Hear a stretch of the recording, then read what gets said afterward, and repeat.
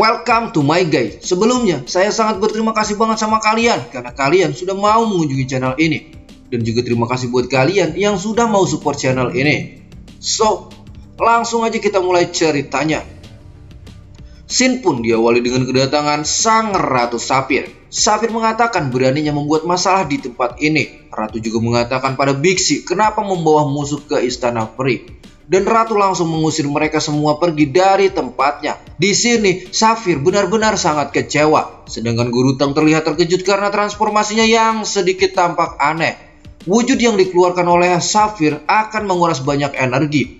Bixi mengatakan akhirnya Saphir telah muncul karena dia sudah menantinya sejak lama. Baishi mengatakan bahwa ini sangat berbahaya karena dari tekanannya saja sudah sangat kuat. Dan ratu ini sungguh sangat berbeda. Sedangkan para bintang gelap mengatakan bahwa ini tidak akan mudah menghadapi monster besar itu. Harus waspada terutama dengan serangan airnya. Di hadapan Ratu Saphir, Bixi mengatakan bahwa dia datang kembali untuk melawan Saphir. Bixi juga mengatakan bahwa aturan yang telah dibuat untuk rasnya sangat tidak adil dan kejam. Hari ini Bixi datang dengan membawa seluruh rasnya. Saphir mengatakan para ras Bixi sangat buas dan kejam. Saphir melakukannya untuk melindungi negeri peri duyung. Dan Bixi akan melawan yang menurutnya ini adalah penindasan untuknya. Saphir mengatakan agar Bixi memikirkannya kembali. Karena Bixi bisa hidup damai jika tidak memangsa yang lain. Tapi jika bersikeras, Saphir akan memaksanya untuk pergi. Dan Saphir langsung mengeluarkan kekuatannya yaitu gelombang permata biru. Kaisar Gelap mengatakan bahwa cahaya permata di dadanya itu dapat menciptakan gelombang yang kuat. Tekanan air meningkat dengan sangat tajam. Bahkan Kaisar Gelap jadi sulit bergerak. Siluman ular mengatakan bahwa airnya mendadak seperti lumpur tebal, memadat dan membuatnya sulit bergerak. Dan beberapa ras Bixi juga ada yang dililit dengan tangan gurita Saphir dan diombang-ambing dan dilahap dengan tangan guritanya. Terlihat di sini Saphir dengan tenang dan santai tapi tak berbicara apapun. Sedangkan Cupatkai terkejut karena melihat Saphir memangsa beberapa siluman hiu buas itu. Dan para bintang mengatakan bahwa Saphir bisa manipulasi air, juga tentakel itu elastis dan kuat. Dan para bintang bayangan gelap itu merasakan bahwa Saphir bukanlah lawan baginya. Baishi mengatakan pada Kaisar Gelap bahwa Ratu Saphir mendominasi dunia air dengan kekuatannya saat ini. Sangat tidak bijaksana bagi kita menghadapi monster besar seperti ini. Lagi pula api suci tidak ada di sini. Maka sebaiknya kita biarkan saja mereka. Kaisar Gelap mengatakan bahwa analisa dari Baishi tidak buruk dan tepat seperti pikirannya. Baishi juga mengatakan bahwa mereka tidak akan tinggal di negeri duyung. Kita hanya perlu menghadapinya kembali. Kaisar Gelap juga mengatakan mengejar Tang Sanzang hingga sejauh ini hanya membuang waktunya saja. Dan Kaisar Gelap memerintahkan pada jenderalnya agar meninggalkan tempat ini. Sedangkan Bixi di sini sangat kecewa karena Kaisar Gelap ingin meninggalkannya pergi. Karena sebelumnya Kaisar Gelap sudah berjanji untuk membantu mengalahkan Ratu dan menangkap para duyung. Tapi Kaisar Gelap mengatakan bahwa kita tidak perlu terburu-buru dan Kaisar Gelap pasti akan melakukan hal itu. Selama Kaisar mendapatkan api sutra, itu bukanlah apa-apa. Dan Bixi di sini memerintahkan para rasnya untuk mundur. Dan Bixi mengatakan pada Susu bahwa mereka akan bertemu lagi. Oh ya, ini yang duyung cakep ini ternyata namanya Susu guys ya. Jadi kita panggil aja langsung Susu ya. Dan Kaisar Gelap memerintahkan pada Bintang Disa agar segera pergi. Dan sebelum pergi, Bintang Disa mengeluarkan kristal beracun dan langsung menyerangnya ke para peri duyung. Meskipun para duyung bisa menghindarinya, tapi para tanaman yang terkenanya itu langsung hangus karena baunya yang sangat busuk. Sambil mengatakan bahwa cairan itu beracun dan juga mematikan. Sedangkan peri duyung berkata bahwa mereka meracuni dasar sungai. Dan di sini siluman ular menanyakan pada Guru Tang, apakah kalian masih ingin melanjutkan perjalanan? Tidak, kami langsung pulang, jawab Guru Tang. Dan siluman ular pun pergi dan berharap bisa bertemu lagi dengan Guru Tang. Sedangkan Saphir di sini menyuruh Susu untuk memeriksa kondisi karang yang terkena racun. Susu mengatakan bahwa kondisinya sangat buruk. Biota air sangat rentan terkena racun itu. Bahkan langsung membuat hancur karang air dan tidak bisa diselamatkan. Dan ini sangat menyedihkan bagi para duyung karena banyak biota air jadi hancur dan mati. Para peri duyung pun terlihat sangat kesal karena mereka sengaja merusak hal yang tidak mereka sadari, lalu pergi dengan senang hati. Terumbu karang perlu dibangun kembali, itu setidaknya butuh waktu bertahun-tahun. Sapir mengatakan bahwa Tang Sanzang memprovokasi penjahat itu dan menghancurkan rumahnya. Guru Tang mengatakan kejahatan telah jelas. Masihkah ratu akan berpura-pura tidak tahu? Jika ratu tidak bertindak, mereka akan kembali dengan menghancurkan lebih buruk lagi. Tapi Guru Tang lebih menghadapinya daripada hanya menyalahkannya. Di sini Susu meminta izin untuk bergabung bersama tim Guru Tang. Susu ingin membalaskan dendamnya bersama Guru Tang. Susu juga mengatakan bahwa Guru Tang memang benar. Jangan sampai mereka membuat hancur biota dan istana bawah air milik kita lagi. Sebagai penjaga negeri duyung, Susu ingin membuat sesuatu. Sapir mengatakan jika duyung meninggalkan air, maka kekuatan mereka akan menurun.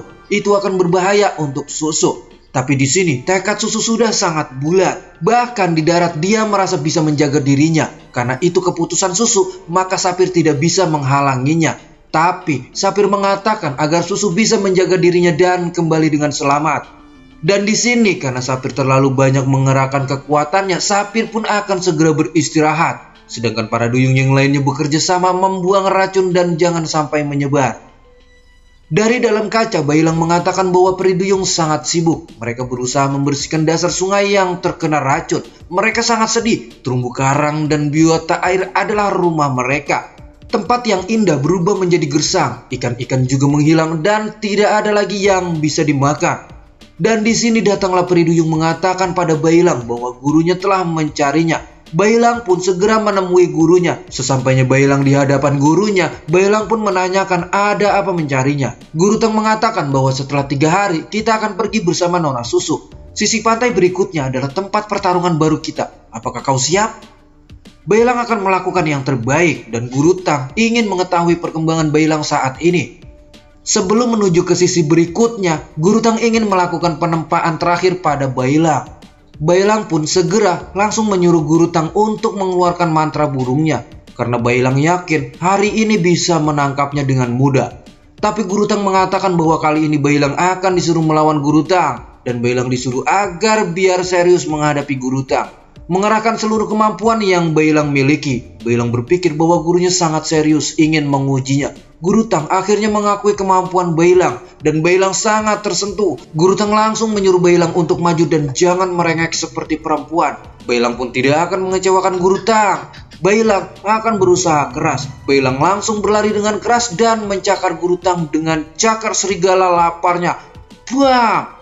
Tepat di muka Bailang, pukulan Guru Tang mendarat dengan sangat keras hingga Bailang mengeluarkan banyak darah dari hidungnya. Guru Tang mengatakan bahwa Bailang sangat lambat dan lemah. Bailang pun langsung melompat dan mencoba lagi untuk menyerang Guru Tang. Dan duak! Tepat di dagu, pukulan Guru Tang pun dilancarkan hingga Bailang terpental dengan keras. Guru Tang mengatakan agar Bailang jangan menahan kekuatannya. Bailang mengatakan bahwa sepertinya tulangnya telah retak. Guru Tang yang mengatakan bahwa Bailang yang mempunyai insting buas dalam dirinya dan Bailang disuruh untuk membangkitkannya dengan kemarahannya. Guru Tang juga mengatakan bahwa Bailang telah menyerap energi yang cukup untuk tumbuh menjadi monster yang mengerikan. Tapi di sini Bailang tidak paham dengan ucapan Guru Tang. Sedangkan salah seorang dari peri duyung berlari dan memberitahukan kepada duyung yang lain untuk semuanya cepat datang dan melihat. Guru Tang dan Bailang sedang bertarung dan menurutnya pertandingan itu bukanlah pertandingan yang biasa. Sedangkan Cupatkai terlihat sangat santai mendengar perkataan dari duyung itu. Sedangkan di sini Bailang sedang mati-matian dihajar oleh Guru Tang. Guru Tang mengatakan Bailang masih sangat lemah. Para duyung yang melihat pertandingan itu sangat tidak percaya karena melihat Bailang yang sudah babak belur dan patah tulang. Sedangkan Cupatkai yang melihat itu mengatakan bahwa mood guru sedang tidak baik. Guru Tang mengatakan bahwa Bailang bisa memperlambat perjalanan bila seperti ini. Di sini Bailang mengatakan dan memohon agar Guru Tang tidak memaksa Bailang. Guru Tang mengatakan bahwa Bailang tidak bisa apa-apa saat bertemu Yuansi jika seperti ini. Bailang pun mengatakan harus bagaimana caranya. Guru Tang mengatakan bahwa Bailang lebih baik tinggal di istana duyung saja. Karena jika tetap ingin pergi ke sana, Bailang hanya mengirim dirinya untuk mati. Tapi Bailang mengatakan bahwa dia akan menyelamatkan Xiaoyu bagaimanapun caranya. Bailang juga mengatakan bahwa dia memiliki jiwa naga kakak Shou yang melindunginya. Bailang juga telah memakan siluman Simeng dan telah membangkitkan kebijaksanaannya. Bailang juga telah memakan hiu yang sangat meningkatkan kekuatannya. Bailang akan merasa malu bila terus menahan kekuatan mereka untuk bangkit dari dalam dirinya. Dan Bailang akan membangkitkan seluruh kekuatannya. Dan si Shinji chapter 162 di sini pun bersambung. Dan buat kalian yang masih penasaran dengan kelanjutan alur cerita si Shinji chapter ini, pantengin terus channel cerita saya. Jangan lupa buat pencet tombol subscribe dan aktifin loncengnya biar kalian gak ketinggalan keseruan dari cerita saya. Dan jangan lupa juga untuk tinggalkan like, karena dengan like kalian, Mimin cerita saya akan lebih bersemangat menghadirkan video tentang si Shinji chapter ini. Mimin di sini pamit dan